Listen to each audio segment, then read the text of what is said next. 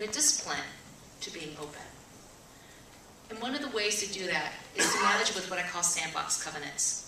So in many ways, the reason why these curmudgeons have such a hard time with letting go of control is they don't see any boundaries at all.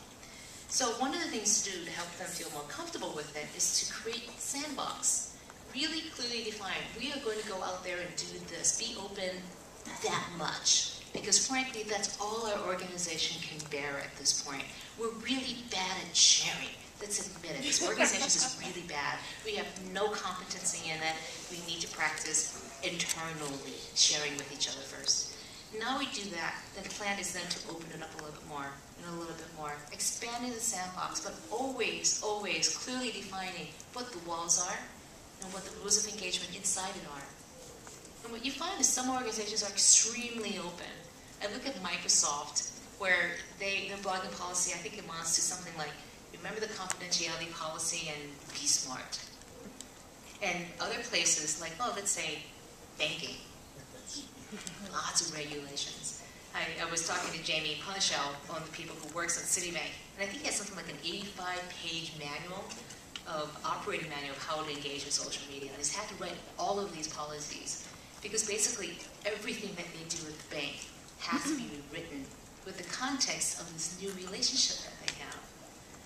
So these sandbox covenants are extremely important for you to forge, to create, so that the people feel secure when they go into the space, but don't think that it's going to stay small forever. And the last point I would make, and this is probably the hardest thing to do, is to this. You have to embrace failure.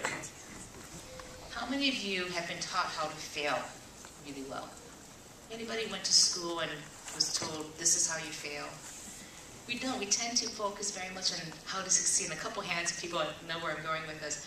We're taught how to succeed, but in order to succeed, you have to fail along the way. And one of the things I believe is you have to embrace failure. You have to have a failure imperative. In the same way that you probably have a success file, you also need to have a failure file for all the times things didn't work out the way you wanted to.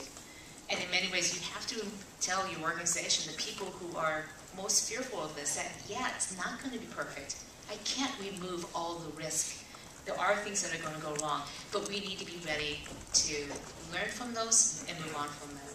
The sandbox covenants help a lot, so you know what the risk is, but I want to show you some really spectacular failures, because I think we have a lot to learn from them. And one in particular from a company, I had a whole series of them, Walmart.